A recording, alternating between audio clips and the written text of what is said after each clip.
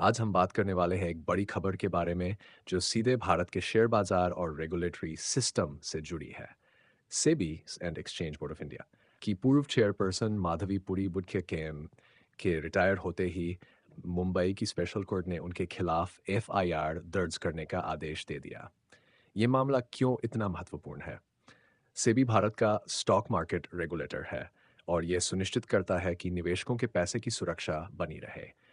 ऐसे में अगर किसी शीर्ष अधिकारी पर फ्रॉड या रेगुलेटरी उल्लंघन के आरोप लगते हैं, तो ये पूरे वित्तीय सिस्टम के लिए चिंता का विषय बन जाता है। तो चलिए, इस पूरे मामले को विस्तार से समझते हैं। क्या है पूरा मामला? मुंबई की स्पेशल कोर्ट ने एंटी करप्शन ब्यूरो एसी दिया है कि वह माधवी पुरी बुच सहित 5 अन्य अधिकारियों पर एफआईआर दर्ज करे। इन पर आरोप है कि इन्होंने स्टॉक मार्केट फ्रॉड और रेगुलेटरी उल्लंघन किए हैं। एफआईआर किन लोगों पर दर्ज होगी? 1. Madhavi Puri Bhuv Sebi Darsan. 2. Ashwini Bhatia, Sebi Anant Narayan Ji, Rules Chair. Apalesh Chandra Vasne, Kumbasum to a Sebi whole-time member. 5. Pramod Agarwal, Bombay Stock Exchange ke chairman. 6. Sundar Ram Murthy, BSA के CEO.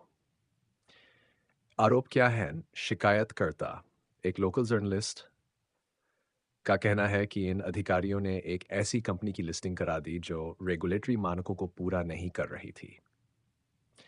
इसके चलते market में हेरफेर हुआ और निवेशकों को नुकसान उठाना पड़ा। आरोप है कि कॉरपोरेट कंपनियों और सेबी के बीच मिलीभगत थी, जिससे इनसाइडर ट्रेडिंग हुई, पब्लिक फंड्स का गलत इस्तेमाल और कंपनियों की लिस्टिंग में धांधली की गई। कोर्ट का क्या कहना है? स्पेशल कोर्ट के जज शशिकांत एकनाथ राव ने आदेश में कहा कि इस मामले में गड़बड़ी के स्पष्ट प्रमाण हैं और इसलिए निष्पक्ष जांच होनी चाहिए। अदालत ने यह भी कहा कि सेबी और अन्य एजेंसियां समय पर कार्रवाई करने में असफल रहीं, इसलिए अब कानूनी दायरे में उचित कदम उठाना जरूरी है। हिंडनबर्ग विवाद से क्या संबंध? माधवी पुरी बुच का कार्यकाल पहले भी कई विवादों में रहा है। हिंडनबर्ग रिसर्च ने 2023 में दावा किया था कि सेबी ने अडानी ग्रुप की विदेशी कंपनियों में निवेश को सही तरीके से रिपोर्ट नहीं किया।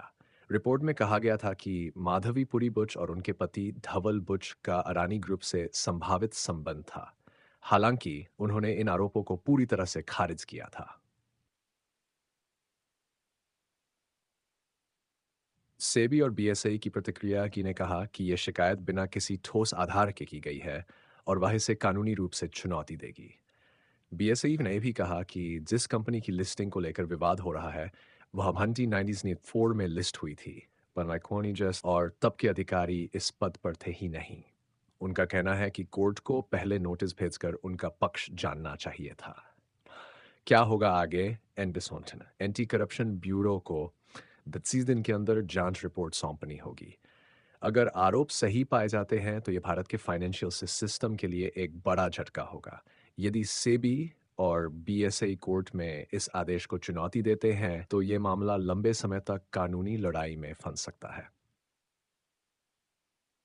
निष्कर्ष: माधवी पुरी बुच का कार्यकाल हमेशा से विवादों से घिरा रहा है और उनका रिटायरमेंट होते ही एफआईआर दर्ज करने का आदेश आना कई सवाल खड़े करता है। सेबी और बीएसई जहां इसे बेबुनियाद मामला बता रहे हैं, वहीं कोर्ट का कहना है कि इसकी निष्पक्ष जांच जरूरी है।